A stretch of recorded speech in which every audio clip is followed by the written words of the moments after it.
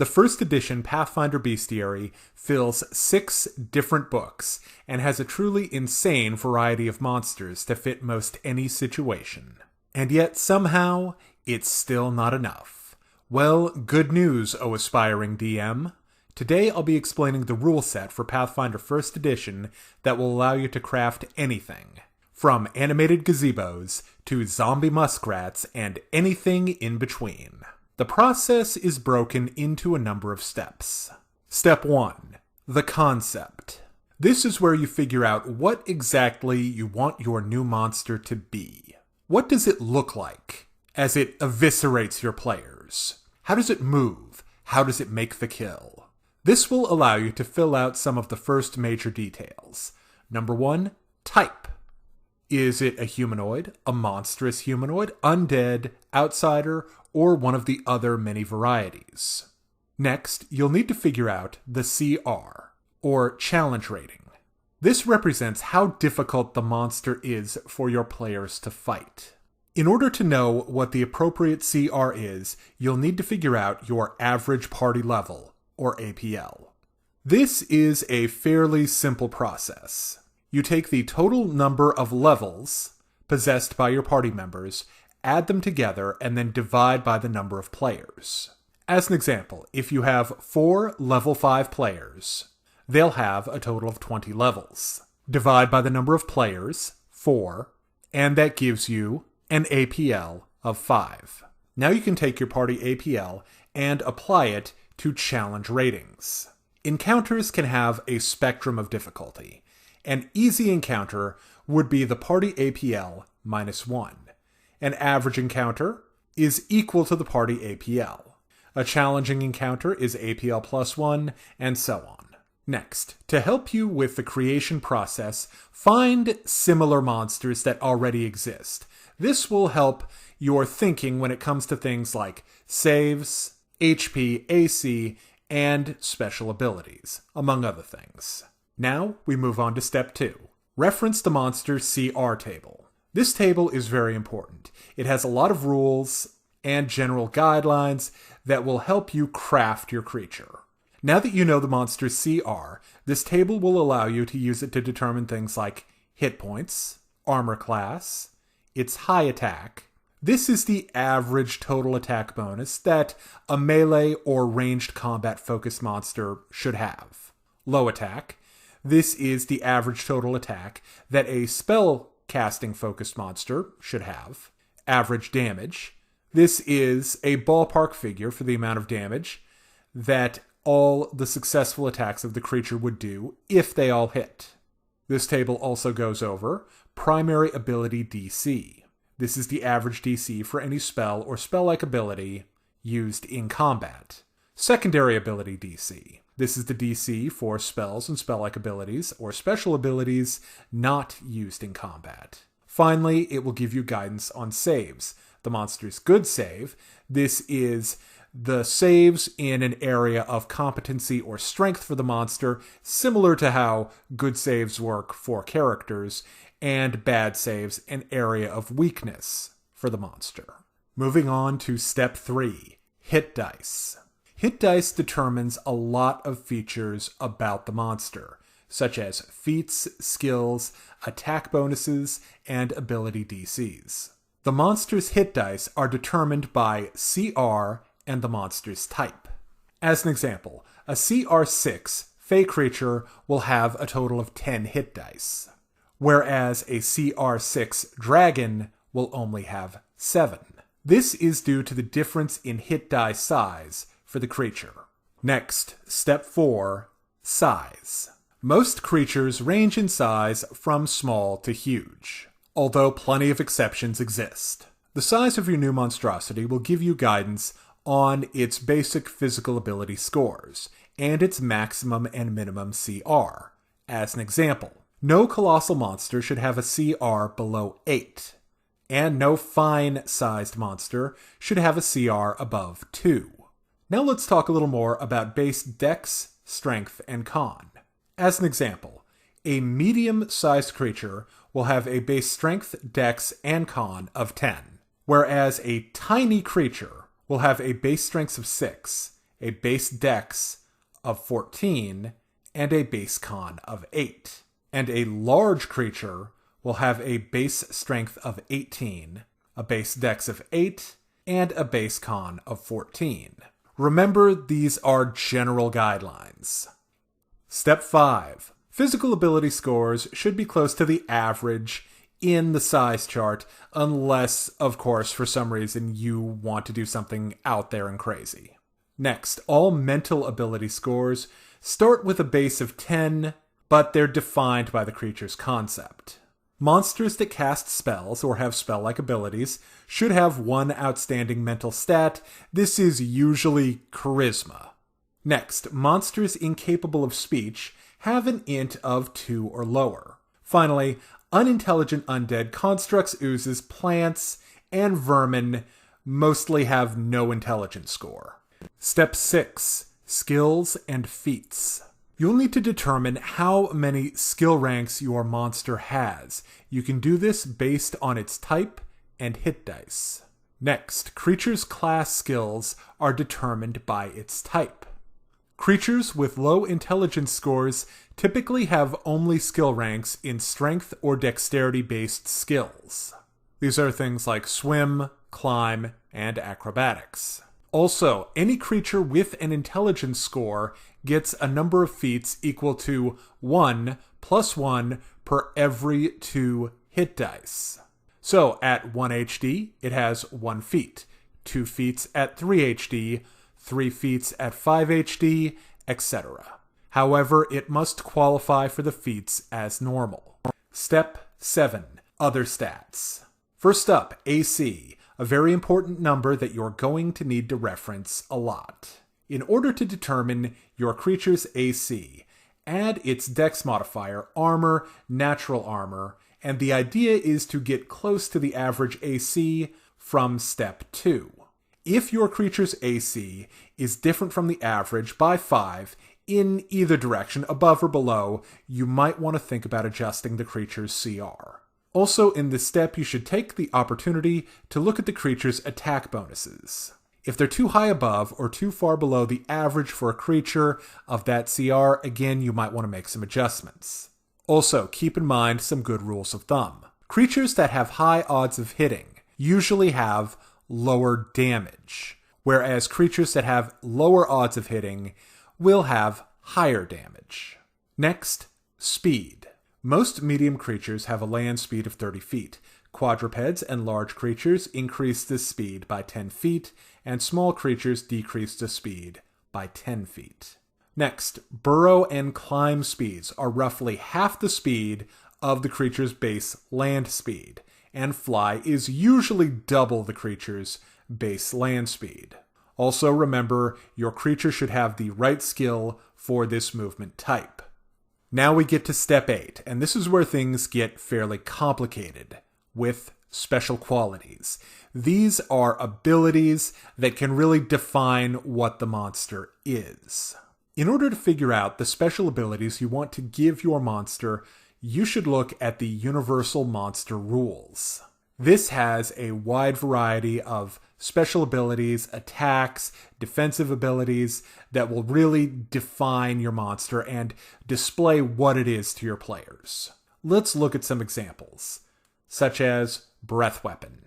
Breath weapons usually deal damage of a specific energy type, allowing for a reflex save, but not always. Will and con saves do exist for having the damage. The DC of the breath weapon is 10 plus half the creature's hit dice plus its relevant ability modifier. The damage for the breath weapon should be around the low damage for the monster. Let me give you an example. For a giant acid toad, CR5, acid burp. This is a 15-foot cone dealing 3d10 acid damage. This has an average damage of about 16 points, and the reflex save is DC 10 plus 6, the creature's hit die, plus 0, its con mod, which equals a DC 16. Now let's talk about some other abilities. Special senses and energy resistance are common in creatures of CR5 and lower. DR and energy immunity and regeneration are common over CR5. Finally, resistance and immunity are common above CR 10. A good rule of thumb is the monster's resistance should be its CR plus 11. As an example, a CR 10 monster with spell resistance should have an SR of 21. Now let's move on to your player's favorite step. Step 9, treasure. A lot of this will depend on what type of monster you're creating, as well as its challenge rating. I highly recommend the treasure generator from Pathfinder Ultimate Equipment. It's a great resource. You'll find the link to it down in the description. Now let me give you an example. Let's say we have a CR4 ooze and we give it a ballpark figure in loot of 1,650 gold pieces. Oozes as a creature type have a combination of treasure types associated with them. A-type treasure, which are coins, B-type treasure, coins and gems, and or D-type treasure, coins and small art objects. Let's say that you allocate 1,000 gold pieces for grade B treasure. This will give you 3d6 times 10 gold pieces, plus 4d4 platinum pieces. The loot will also include 3 grade 3 gemstones. Then you allocate 500 gold pieces to type D treasure. First you roll for the 2d4 times 10 gold pieces, 1d4 platinum pieces. Then you'll find the small objects associated with this treasure type.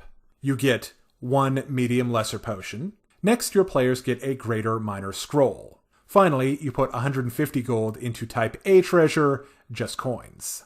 If you wanted to do that, you would need to split it up into 100 gold and 50 gold increments.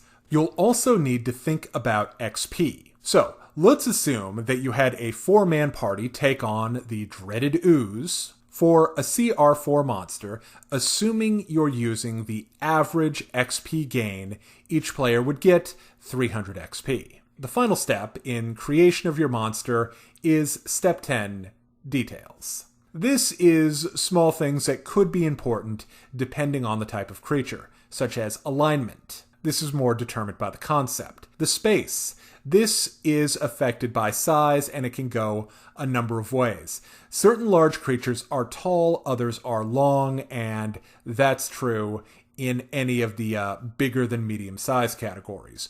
Reach. This is also affected by size. Finally, environment, and again, this is affected by concept. I'm going to leave you with some custom monsters that I created using this system. Number 1, a creature I call a gun spawn. This is a type of construct, CR5. The gun spawn has 64 hit points. Constructs are given additional hit points based on their size. As a large category construct, he gets 30 bonus hit points because he doesn't have a constitution modifier. The stats for the gun spawn. He has a strength of 17, a dex of 15, no con score, no intelligence score, a wisdom score of 12, and 1 charisma. He has some pretty limited skills: perception +6 and survival +6. Because of his hit die, he has 3 feats to define his fighting style. I made his first feat at first HD, point blank shot. His second feat at 3 HD is precise shot, and his final feat at 5 HD is deadly aim. The gun spawn's saves are fort +4, reflex +6, and wisdom +3.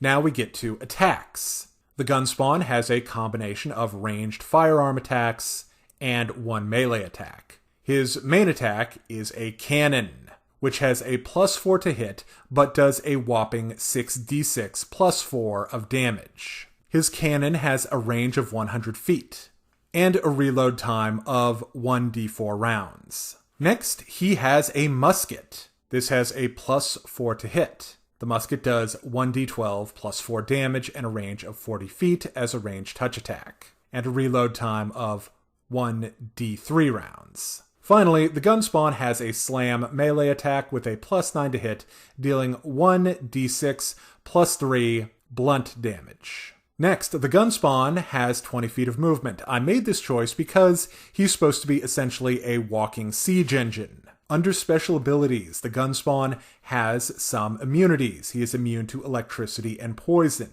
He also has resistance 10 to acid, fire, and cold. Finally, he has a special ability inspired by animated objects that I call Unclean Spirit. This construct is empowered by a profane spirit and is affected as if it was an evil outsider with the native subtype by any ability that affects evil outsiders.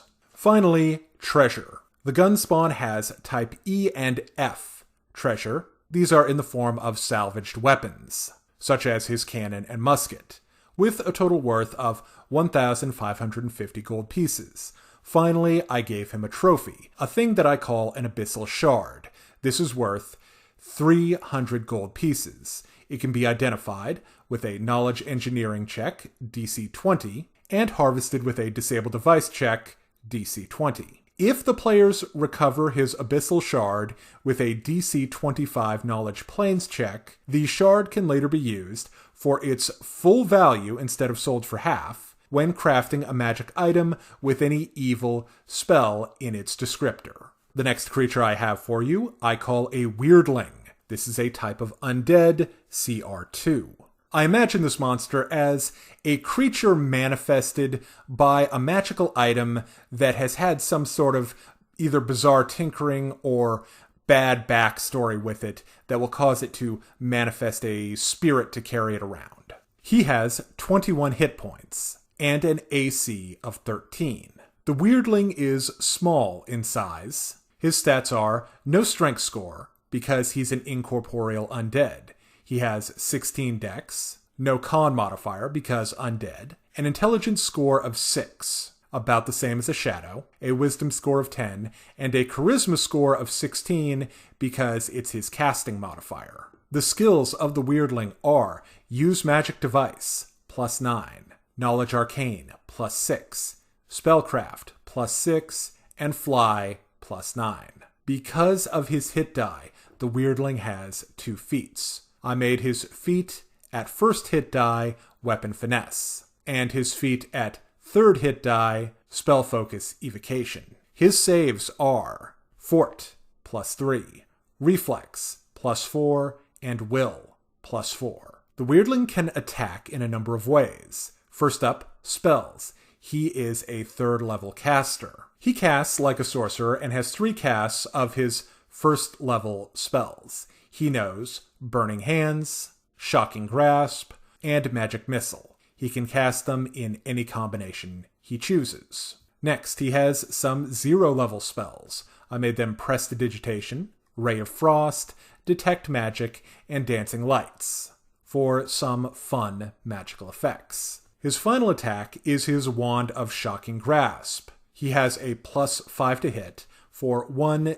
D6 shock damage. Movement. The weirdling can fly 30 feet per round with good maneuverability. Finally, special abilities. The weirdling is incorporeal, but I also gave him a trait inspired by the Dryads of Pathfinder, a trait I call Wand Dependency. The weirdling is magically bound to the wand it carries. If the wand is destroyed, the weirdling will cease to exist. The wand has an AC of 17, a hardness of 5, and an HP of 5, and a break DC of 16. The treasure associated with the weirdling is type A, B, D, and G, with a worth of 550 gold pieces. Also, I have a trophy for the weirdling as well, a substance I call Arcane Dust. This is worth 100 gold pieces. It can be identified with a DC 17 Knowledge Arcane check and harvested with a DC 17 Spellcraft check. If the Arcane Dust is recovered with a DC 22 Knowledge Religion check, it can be used for its full value instead of being sold for half when crafting any item with an evocation requirement in its spell list.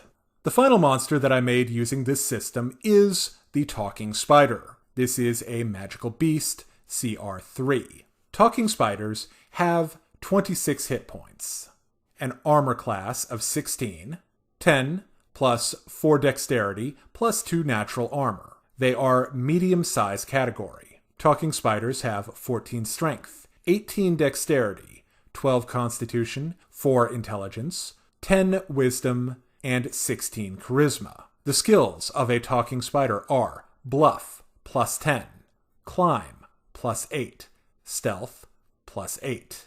His feats are Improved Initiative and Skill Focus Bluff. The talking spider's saves are Fort, +4, Reflex, +7, and Will, +1.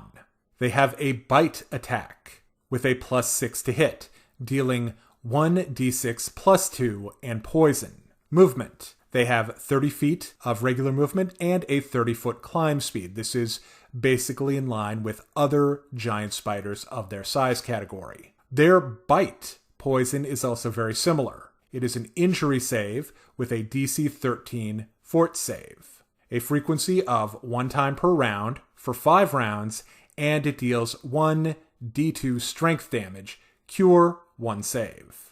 This creature is defined by its special abilities, and its main one is sound mimicry. Talking spiders have a +18 to bluff to mimic the voices of creatures that it's either spied on or the voices of its victims. It hides in the woods and mimics voices to lure creatures into its webs. And as you might guess, it has the web special ability. It can make a ranged touch attack with a +9 to hit out to a maximum range of 50 feet with 10-foot range increments. The talking spider's webs can be broken out of with a DC 13 strength check. The webs have 4 HP and DR5 bypassed by nothing. The treasure associated with a talking spider is type A, B, D, and E, worth 800 gold pieces. The trophy for the talking spider is talking spider vocal cords, worth 150 gold pieces. They can be identified with a DC 18 knowledge nature check and harvested with a DC 18 heal or survival check. If the vocal cords are collected with a DC 23 arcane check, they can be used for their full value when crafting any magical item with a sonic spell in its descriptor. Thank you for watching D6 Damage. If you would like to support our work outside of YouTube, check out Sorcerous, a dark fantasy mystery RPG inspired by classic tabletop RPGs like Pathfinder and D&D, with a fresh take on casting classes and an all-mage party, available right now on Steam. Link down in the description. Also, if you're interested in more videos on Pathfinder First and Second Edition, check out D6 Damage on BitChute and YouTube.